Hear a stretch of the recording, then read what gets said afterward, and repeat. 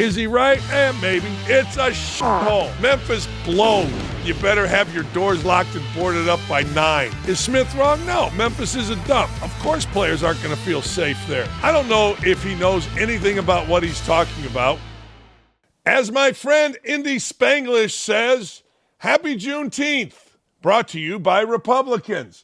Hey, happy whatever to the city of Memphis. Look, years ago when Memphis, the university, not the Grizzlies, fired Tubby Smith, I was on a radio show with 2 clowns. They used to want to have me on all the time, and I said, look, your town sucks. Dana Kirk, your basketball coach, the only one that's been uber successful, he had to go to jail. That's a symptom of your city. You got a murder rate more than my town, Gary, Indiana. Hey, what are you going to do? Crime is rampant. Beale Street barbecue, great, until like 5 o'clock. And then the folks come out that are going to do some rape and robbing and some murdering. It's a And Stephen A. Smith said about it the other day, look, NBA players don't want to play there. He referenced Jimmy Butler, and I couldn't tell whether that was actually from Jimmy Butler or him saying guys like Jimmy Butler. He didn't really give you anybody in particular. He just said what is the new media now. Well, people are telling me, without telling you who the people telling you were. That's the Greg Doyle way of going about it. Anyway, Memphis exploded. The little radio guys in Memphis, Martin and whatever the guy is, we're a good city. We have former players that live here. Think about this former player.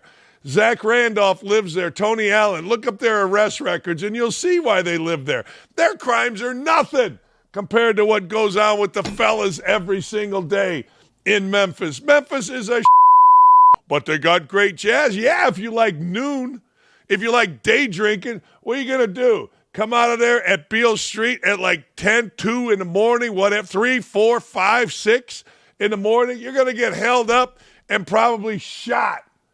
Memphis blows. It has always blown, and it will continue to blow. And don't even tell me about Elvis's grave. I think that's outside of Memphis. Hey, man, where are you going? Well, some fat, drug-addled rock star's mansion. I want to see how he lived. Who is it? Elvis. Elvis who? That's Memphis. There's probably a wax museum that's already been torn down. I don't know. I guarantee there aren't any Adidas or Apple stores downtown. You know what I'm saying. Memphis, you blow. I know people get mad and they'll say, well, you're racist. I'm not racist. The facts are the city sucks. The crime rate's through the roof, and you better have your doors locked and boarded up by 9. Well, that's too late. It's Central Time, 7. Stephen A. Smith, he ain't afraid. Stephen A. Smith ain't afraid at all. You know what? John Morant tried to defend it. John Morant's a moron. I mean, we've seen that. So if John Morant's your spokesman or Zach Randolph is your spokesman or Tony Allen, by the way, the first kid I called was Tony Allen when I got the job at West Virginia. He was out of Chicago, true story. Anyway, here's Smith talking about Memphis. Yo, I'm a brother. I look at Memphis as being a city, with a lot of black folks in a red state. That's a tough position to be in. That's just a fact when we're talking about Memphis. But the mayor of Memphis made a comment speaking up for the city and invited me to come. Sir, I have friends in the city of Memphis, longtime friends that I've known for decades, and I'm in Memphis quite frequently. I know a little thing or two about Memphis, so let me get that out of the way first. But in fairness to the mayor, Mr. Paul Young of Memphis, Tennessee, I want to throw this out there, and I thought it was important. Total crimes have decreased by 13.3%. Violent crimes have dropped by 19%. Poverty crimes have fallen by 20%. Total homicide rates have fallen as well in the year 2024. Okay, so when you're talking about that, violent crimes, we're talking about robberies have decreased, rape has decreased. So all of that sounds good because it's moving in the right direction, but it's still recognized as one of the worst cities in America, to the point where the head of the FBI has called it the murder capital of this country per capita. That's on the record saying that. This is just weeks ago. What are we talking about here? The poverty rate is at 24.5%. In terms of their national ranking, it consistently ranks within the top 10 most impoverished large cities in the United States of America. Big one here, Molly, Doggy, Wendy. 40% of the children in Memphis live in poverty. That's right. Now, that's serious. You can make up crime statistics any way you want, but 40% of the children live in poverty, and I would argue this, and I'm sure this is racist or whatever, but Tony Dungy and I have talked about this for years. I wonder what the fatherless rate is. I'm not saying it is, it isn't, but generally, and I think statistically, I know statistically, if you have a father in the home, you've graduated high school, you don't get somebody knocked up and you work at a job, you're out of poverty. I wonder what the fatherless rate is in Memphis. Hey, that's great. All those are going down. But I want you to think about it from the initial conversation Stephen A. Smith had. The people that would be moving into Memphis to play in the NBA would be multi-millionaires. Now, we've all seen this across the country. We've seen homes being broken into. Hell, literally around the lake here, Paul George lived. He lived in the rich part of Geist. I live in what we call the ghetto of Geist. Anyway, they're all nice houses. Anyway, Paul George at a game a few years ago when he was here got robbed. Now, these aren't normal people coming into your community to play for the Grizzlies. These are rich-ass dudes. Rich. These people have targets on their back because of their money. And, oh, by the way, criminals know where they are. Dan, how do they know where they are? Well, there's a basketball schedule. The Grizzlies are in Indy. Let's go rob their house. Well, they can afford security. Sure they can, and we've seen how that's gone at Joe Burrow and other places. Yes, crime is everywhere. But why would you take your chances in a place like Memphis where crime is everywhere and you have a target? You wouldn't. I'm sure it's nice in other areas. I'm kind of bullshitting when I go on my tangent, but I got to tell you, where I grew up, Gary, Indiana, was the murder capital of the world. It fought Shreveport, Louisiana, seemingly every year. Memphis is taking it over. I don't want to go there if I'm an athlete making multi-millions of dollars. What's wrong with you? Stephen A. Smith doubled down, part 2. The city. I want to be protective of the cities because I love my peeps. And the bottom line is that I think the citizens in Memphis, I think a lot better can be done for them. And Ja Morant staying put and being the galvanizing force that he can be, I think will assist in that. That's what I was trying to say. I apologize if anybody was offended by it, but facts are facts. There are concerns in that city. And as a black man in this country who cares about my peeps, I'll be damned if I'm going to be silent when all of these troubles are taking place, although things appear to be getting better. Statistically, anyway.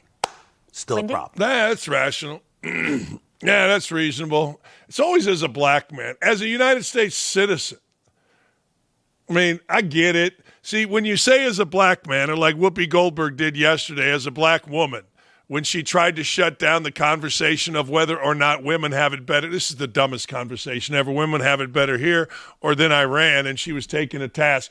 The answer is always as a black man, as a black woman. All right, good for you. Here's Stephen A. Smith firing back at Ja Morant. Good for Stephen A. Smith. I got to tell you, I don't know if he knows anything about what he's talking about, whether it's on the air or on Twitter, but man, that dude stays in the news. So this is what we're doing now, Ja Morant. I recall talking about the finals, but the Memphis Grizzlies made news because Bane getting traded and your possible extension coming up. Would you prefer I go into detail about what the hell has been going on in Memphis? Why players have stated they're not interested in going? I wonder if they really did. As I said, that's the new media.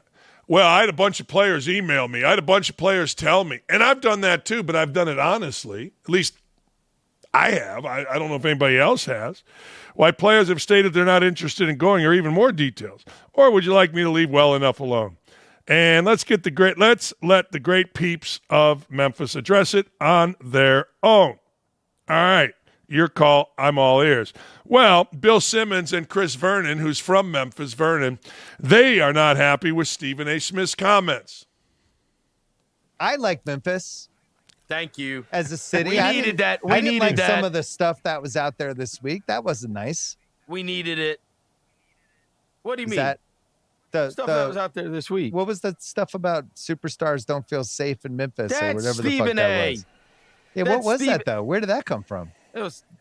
Dude, many times, and I'm glad you guys don't feel this way, but many times national media members, especially from big markets, feel like small markets are always in service of the big markets. And so they're never delightful in their conversations about any of the small market teams. That being set aside, what Stephen A. Smith did was so damaging and irresponsible. Like, we fight uphill in Memphis against the perception of, right? And all I will say is, you guys know I have been here for 25 years. There has never been a player that I know of that has ever asked for a trade outside of Pau Gasol when the team was going to go into tank mode. Have you ever heard that said about any other city, any other sports market, any other team? Ever? Has that ever been a thing? Did anybody say, hey, you know what? Caleb Williams might not want to go to the Bears. You know, they got a lot of crime in Chicago. Or Cade Cunningham, I don't know if he wants to play in Detroit. You know, they got a lot of crime. Like, to bring that up, like, nothing happened, right? Nothing happened. And so the conversation was about, should they just trade Ja Morant? And then it turned into, look, Jimmy Butler didn't want to go to Memphis because Jimmy Butler and others have told me that Memphis is dangerous. What did he just say? Nobody's been asked to be traded. Okay. I mean, how does he know? I don't know who's asked and who hasn't been traded with the Pacers. I know it's public. Of course not.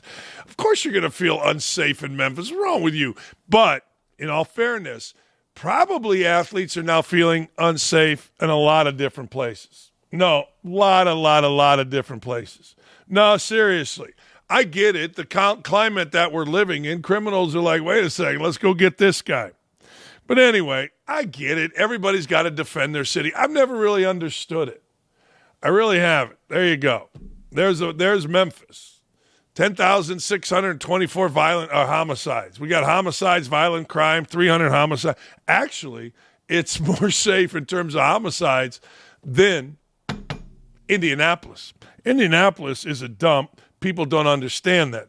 Ever since the George Floyd riots, and with this prosecutor, Ryan Mears, who doesn't do shit, I wouldn't come to Indy if I was a player and I could go somewhere else. I would look statistics like that up.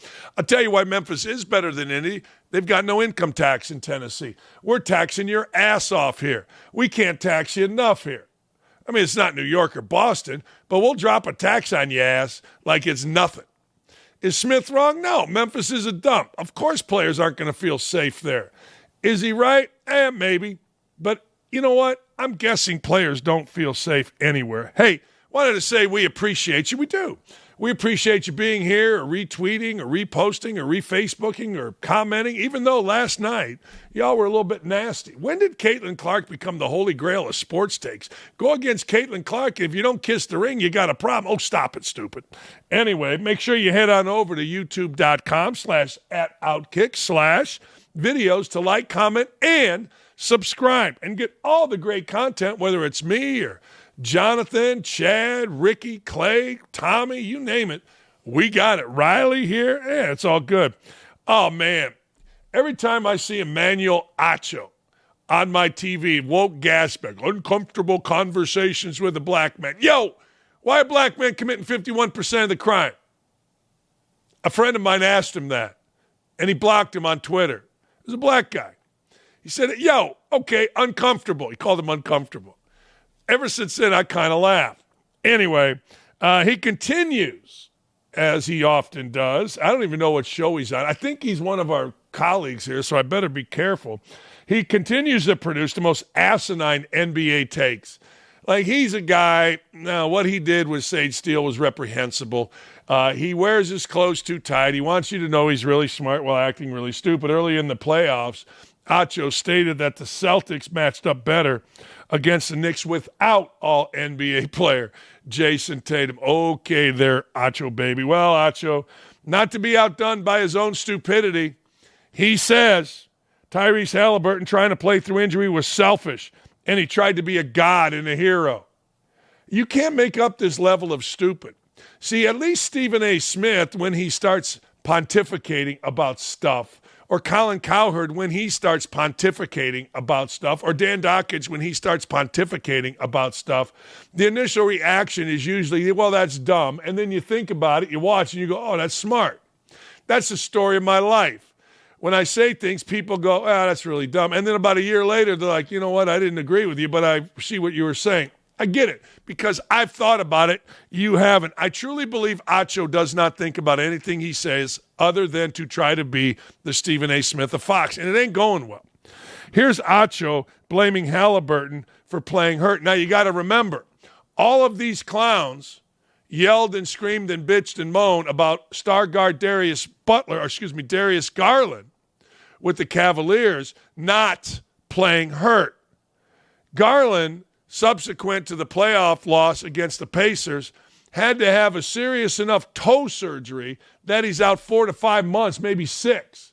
But these idiots claim that he was being soft or whatever they were claiming that he should have played. Now, a guy who obviously is not limping, is not needing surgery, doesn't play well, and yet this is the stuff of idiots right here. Listen to this.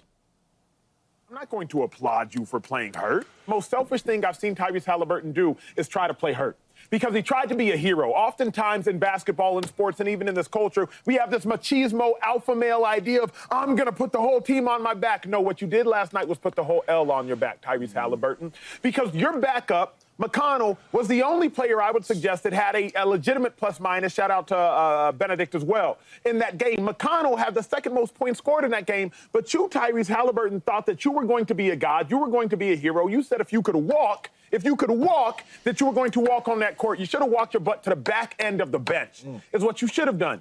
No made field goals, no steals, no blocks. You was out there just running and jumping as if this were track and field, as if the job on the court was not to put the ball into the basket. Haliburton, I would suggest, didn't necessarily play hurt. He just played for the opponent. I'm not going to applaud you for playing hurt. You said you wanted to do anything you could to help your team win. What you could have done in that moment was to sit down, because you weren't helping anybody do anything except the Oklahoma City Thunder win that game.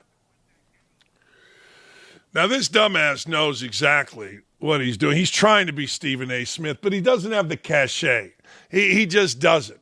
And he's too weird behind the scenes.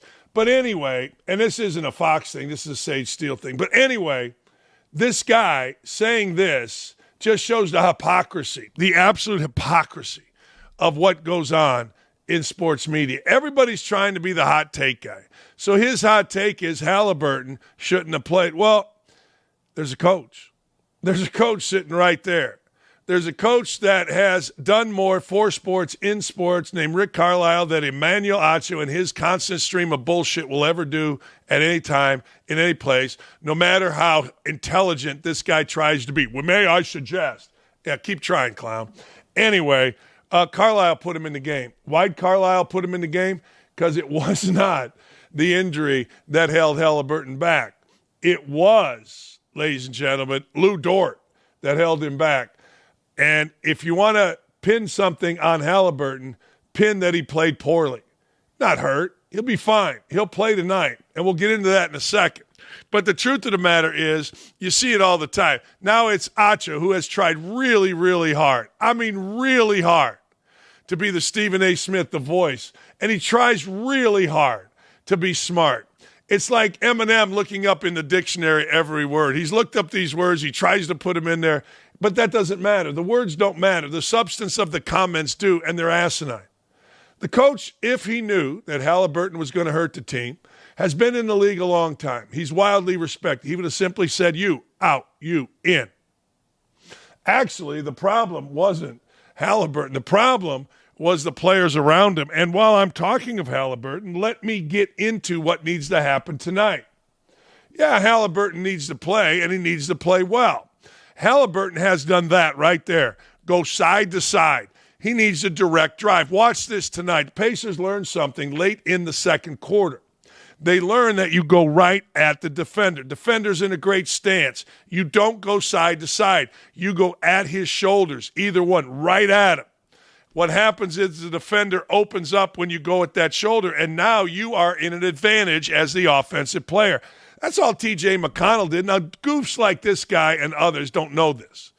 Actually, Doris Burke and Richard Jefferson had no clue about this. But that gave the Pacers offense. Problem for the Pacers was once they got in the lane, I think they were so shocked to get in the lane, they didn't finish. They didn't shoot their little step up, their little floaters. They didn't go to the rim strong into the body of the defender, knocking him out of the way. They didn't finish anything, but getting past became not the problem. The only guy that didn't was this guy, Haliburton, and he's going to do that tonight. The other thing for the Pacers to win the game, your best player's got to play. Nembhard's been horrible. Haliburton, no good. Miles Turner is spitting cash out of his ass. He's played so bad. He's up for a contract. People are talking about giving him $30 to $40 million. Really? You would? Not me. Only guy that's played is the aforementioned McConnell and Pascal Siakam. Mathurin, once in a while. Game 3, terrific. The other night, No, that's what needs to happen. And then, oh, by the way, will somebody guard Aaron Wiggins? When Aaron Wiggins gets hot, that just like relaxes the entire offense. Look, I don't know that Jalen Williams is going to go for a 40 nut coming up, but I do know this. Shai Gilgeous-Alexander is going to go for 35. So if you're going to give it up on one end, Nembhard, you better be doing something on the other. And he was doing Stugotz, nothing, zero, zip, nada. That can't happen tonight. Look, the Thunder are going to play the way the Thunder play. Great defense, timely shooting, 2 superstars. Here's one of them right here, Alexander, Shai Gilgeous-Alexander. You're not stopping him. I mean, you hope he misses. You hope you make him uncomfortable, but you're not. Offense is where the Pacers have been awful. And last thing, honest to God, Pacers were the most clutch team in NBA history according to a new statistic called Clutch Games. They were 9-1. How are they 9-1 in the playoffs in clutch games, meaning you basically win the game in the last 2 minutes? And why did they lose their last 2? Simple, turnovers. Pacers made very few, if any, mistakes down the stretch in those historic wins. They certainly didn't turn it over.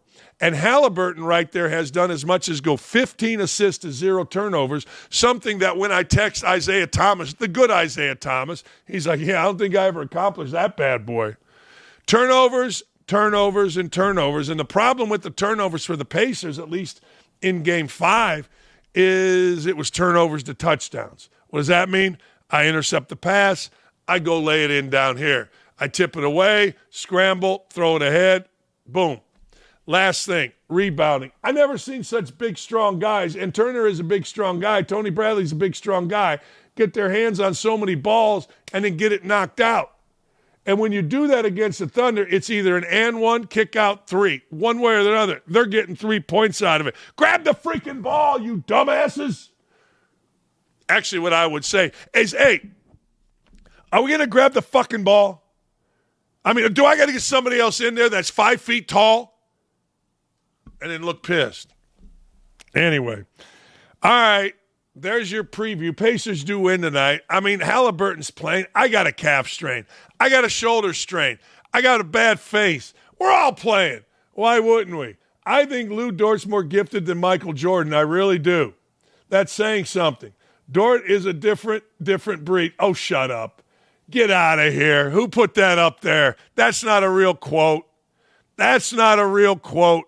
That's one of those fake things. What do you guys call them? That's a parody account. I like Lou Dort, though. You know I like Lou Dort. You could have attributed that a quote to me.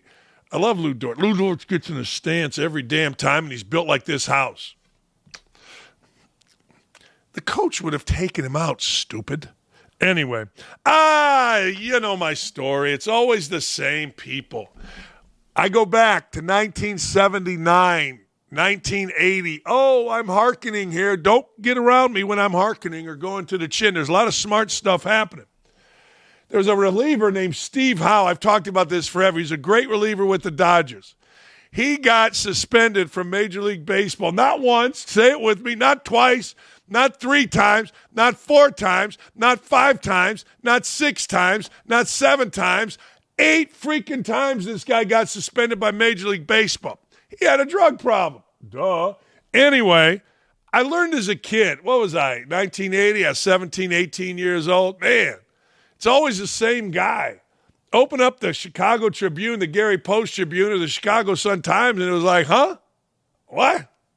Steve Haugot, why don't they kick him out of the league? They never do, but it's always the same guy getting arrested. Close your eyes. Pac-Man Jones just got arrested again, I'm sure.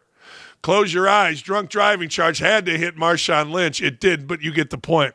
Next. Richard Sherman.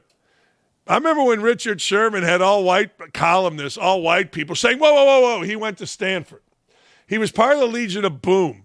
And in a really ridiculous, idiotic, moronic interview with Aaron Andrews after a game, he acted like a total jackass. But every white columnist, our guy Greg Doyle, hey, wait a second. Before you criticize Richard Sherman, remember, he went to Stanford. Yeah? Well, guess what? Richard Sherman got arrested again, second time for DUI, third time overall. Remember, he got hammered and tried to break into his mother-in-law's house. I don't think he was trying to shtup old bird. I think he was trying to get to his wife, which wouldn't have ended well. You know, rule of thumb, if you're breaking into the house of your mother-in-law to get at your wife, probably not going to end well. He was swerving between lanes, 79 and a 60. He blew a 0.11, higher than the Washington State legal limit of 0.08. This is Sherman's second DUI. He previously was arrested for drunk driving and domestic violence charges in 2021 after he crashed his car into a construction zone before trying to break into his in-laws' house. Come through that bitch. Sherman was seen on home surveillance video shouting before then trying to unsuccessfully gain entrance into the house. Here's a video on that bad boy.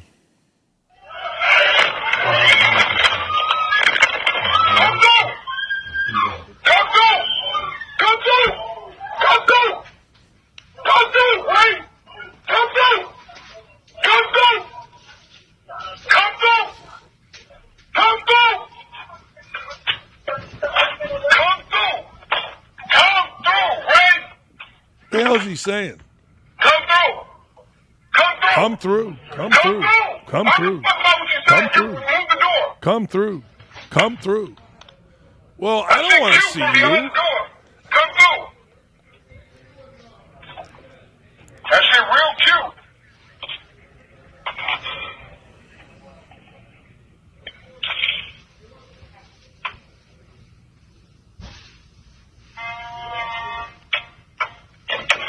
Come through, Ray.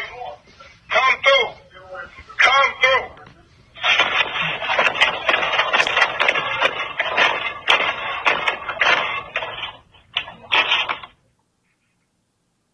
That's actually very sad. I hope Richard Sherman gets help. I'm sure he's going to get a new deal with Amazon because, well, it's almost impossible for the Richard Shermans, Marshawn Lynches of the world not to. I'm sure they gave him an executive producer title. That's really sad. No, that's really, really sad.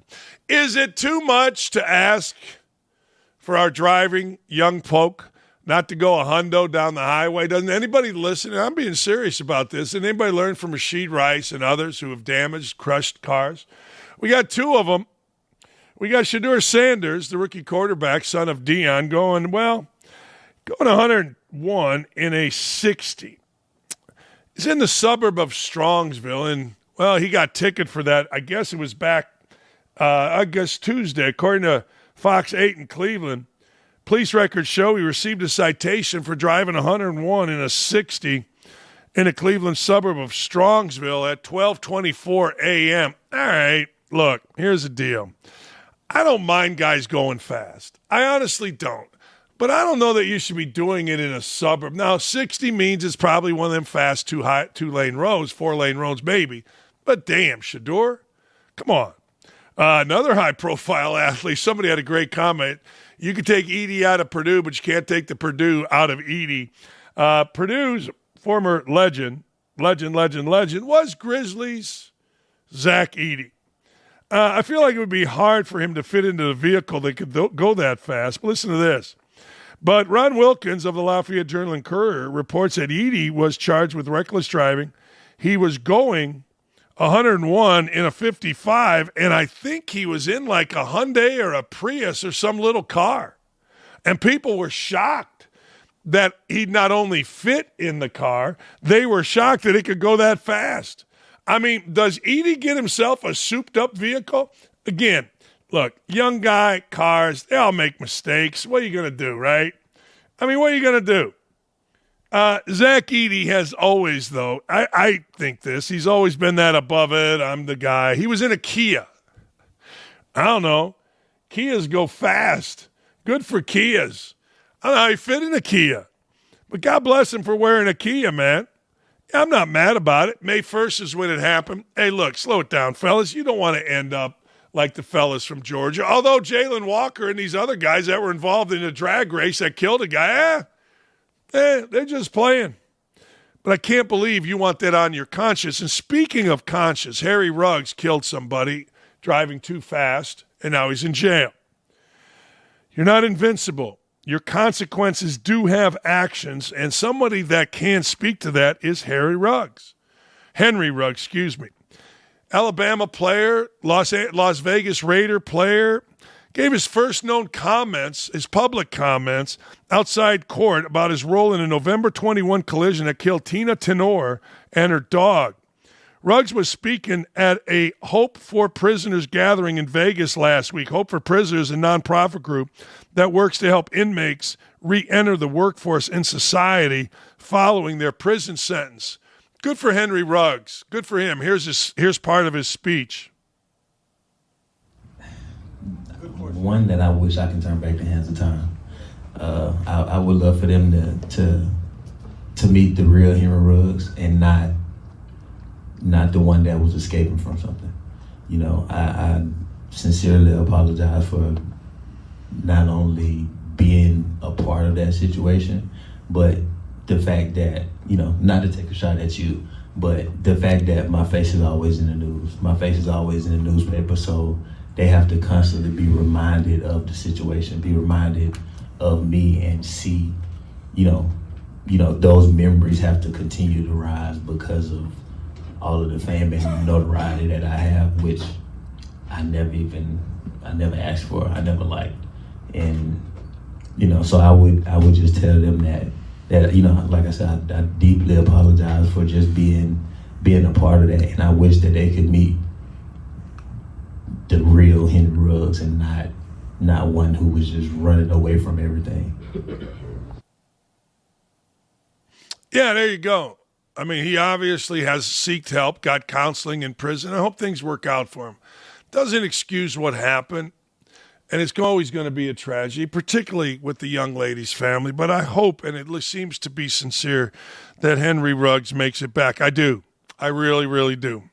They don't play this in Bama. They don't play this down south, the state of Louisville. The state of Louisville. State of Louisiana is set to increase the taxes on sports betting to help fund NIL collectives for the state's university. Win at all costs is a motto down in the Bayou State. I don't know, man. If you're winning in sports betting and you're taxing me more of it, that puts athletes in danger. You know, there's already articles, there's already commercials about protecting student athletes and other athletes from gamblers. All of a sudden, you add more money lost. See, people don't really threaten athletes when they win for you. They threaten athletes when money is taken away, meaning you lose a sports bet, or even if you win, you get taxed. I'm just telling you, be very careful here, Louisiana. According to David L. Lieb of the Associated Press, lawmakers at a recent annual state session approved a bill to raise Louisiana's sports betting tax from 15 to 21.5%, pending further final approval by the governor, Jeff Landry. The proposed tax hike is projected to generate more than $24 million in additional revenue, which will be distributed to the state schools. We love football in Louisiana. That's the easiest way to say it. Without the athletes, we wouldn't have the revenue. I just feel like it's fairness that we do give something back and at the same time help the general funds of the university. I'm cool with that, but I'm just telling you, you think there's threats now, wait till somebody sees what they've won and then the tax bill comes in. I'm just saying. I am. All Division I schools will be allowed to relocate a max of $20.5 million to help their student athletes as a result of the recent House ruling. All right, I think it's about time for The View to go away. I get wackiness, but out-and-out stupidity, I don't know. It seems like it's time to go. You know, they're getting more popular and they're getting dumber. A lot of times people get more popular like me and get smarter. I've gone back and watched tapes of this show, this early show when we first started a couple years ago. I was bad. Now I'm good. Now I see why you all watch. I do. It's not only the handsome face, it's the whole thing. The View, not that way. In the latest stunt, Whoopi Goldberg actually went on record to state that black and gay people living in America have it just as bad as people living under the tyrannical Islamist regime of Iran. Somebody should tell Whoopi that homosexuality is punishable by death in Iran. Here's Whoopi saying America is worse than Iran. And this is what they go, well, if you're black, oh, shut up. Or gay, shut up. Here's Whoopi. And it's slow. But let's just remember, too, the Iranians literally throw gay people off of buildings. They don't adhere to basic human rights. Listen, here's the thing. Let's not do that, because if we start with that, we have been known in this country to tie gay folks to the car. Where the Iranian regime is today in 2025 is nothing compared to the United States. Keep hanging black people. So it is not even the same. I couldn't step foot during this. Wait. That's not what you mean to say. It is the same. No, it's not. The year 2025 in the United States is nothing like if I step foot wearing this outfit into Iran. Listen, I'm sorry. What, they wear like Iranian? No, I can't have my hair showing. I can't wear a skirt. I can't have my arms out. I'm telling you, I literally said it was up to the Iranian people. Here it comes. It is up to them. And that's why I am saying that it is the same. Murdering someone for their difference is not good, whoever does it. It's not good. Well, no shit. But you can't walk in Iran as a homosexual. You get killed. Can't even show your hair as a woman. Can't speak out as a woman. But as a gay person, wait, I get it. One incident, somebody got dragged by a car. White people, black people have been dragged by cars. I mean, I'm not saying it's right. I'm not saying it's right at all. But if you're going to use one instance, I mean, please, you think you could have a gay pride parade? You think you could have Black History Month in Iran? You think they got DEI hires in Iran? Are you out of your mind? I mean, are you insane? This is the freest, greatest country ever. Women's rights are respected. Now, you're going to bitch, whine, and moan, and you're going to tell me, well, abortion. Well, all Trump did was put abortions back in the states. You know, it is interesting. When do you want states' rights and when do you not? California is demanding states' rights with ICE. Minnesota, they put it back to the state.